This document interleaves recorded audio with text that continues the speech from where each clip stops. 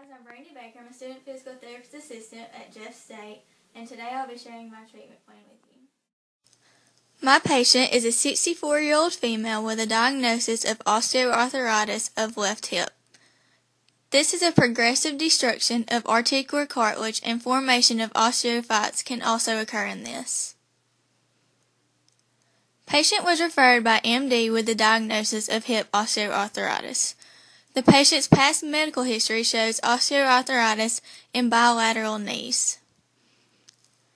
Some subjective findings for this patient is symptoms are worse with sit to stand, therefore making transfers harder to perform. Symptoms are worse in the AM with stiffness that generally lasts for an hour. Some objective findings is there is limited and stiff anterior glides on the left hip, lacking extension and active range of motion and passive range of motion with capsular infill on left. Joint mobilization. Anterior glides of left femur with grade 3 mobilization will help to increase hip extension by stretching the joint capsule and increasing its sensibility in the anterior portion of the capsule. This allows for more range of motion. Some subjective and objective findings for this is left active extension lacking 10 degrees, passive extension lacking 5 degrees with capsular infill. I will now demonstrate this. First we're going to start with a joint mobilization of the femur on the acetabulum. We're going to do a grade 3. We're going to start by putting the hip into a slot. It's 30 degrees of flexion and 30 degrees of abduction and slot external rotation. Let me get you to slide this way just a little bit. Alright, and we're going to distract by pulling on the femur. And you're going to push down to get through the soft tissue. We're going to go to one end of the joint capsule to the other, and that's a grade 3.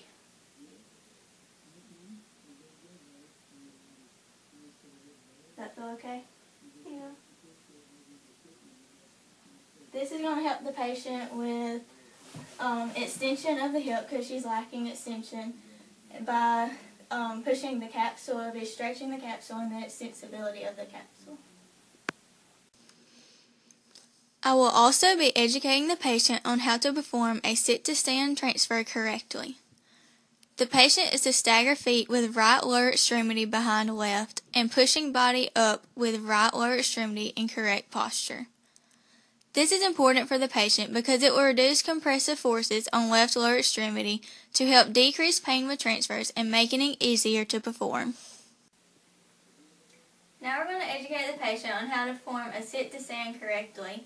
She's experiencing some increased symptoms when performing, and it's making it difficult for her to perform the transfer. We're going to get her to stagger her feet, put all of her weight on her unaffected leg when standing. This will help to take off some of the compressive forces that's causing her pain. Alright, what I want you to do is I want to take this right leg and put it behind your left. Put your left kind of forward like this. And I want you to scoot up in your chair just a little bit. You're going to sit up with a neutral back. You're going to put all of your weight through that right leg when you stand just like this. You got that? Mm-hmm. You have any questions? No. Alright, can you do that for me? Put my right leg back. Mm-hmm. My left leg forward. Mm-hmm. Alright, looks good. We also did a home exercise with this patient. We did a psoas stretch. This will increase hip extension because this muscle is responsible for hip flexion, and if tight, it will inhibit extension.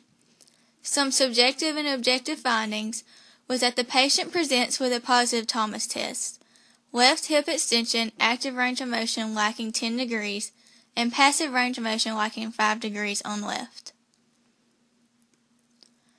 The exercise parameter is that the patient is to hold the stretch for 20 seconds and do this 3 times. Perform stretch twice a day, and if possible when waking up in the morning and before bed at night to help with AM stiffness.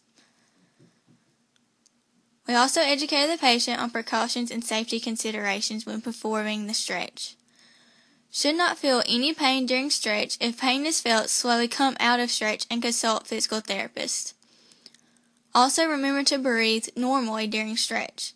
Try to inhale when going into stretch and exhale when releasing stretch. I will now demonstrate this. Now we're going to be teaching the patient a home exercise.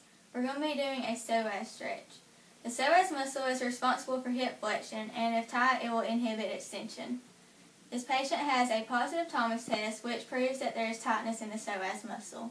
She also has a lack of extension, so stretching this muscle can help with her extension range of motion. Alright, I'm going to get you to come over to this chair and put your left knee on the chair and step forward with this right leg. I'm going to get you to move your pelvis forward and keep your torso back. Lean into this leg just a little bit with your pelvis. You feel that stretch on the front of your leg? Yeah. Okay. You're going to hold that about 20 seconds, and we would do this 3 times. And we're going to do it twice a day.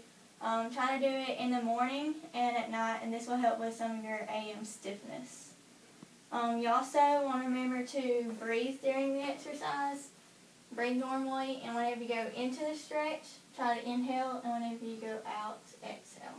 Does that sound okay? Mm-hmm. If you feel any pain with it, stop immediately and just consult to me, and we'll try to fix the problem. Any questions? The prognosis for a patient with osteoarthritis can vary patient to patient. Although it is a progressive disease, it does not necessarily have a bad prognosis, because with proper physical activity and symptom management, OA can stabilize instead of progressing. The patient may require modifications to resume to previous level of function, such as a cane to help reduce compressive forces on hip to allow them to ambulate longer times. This is a part of symptom management.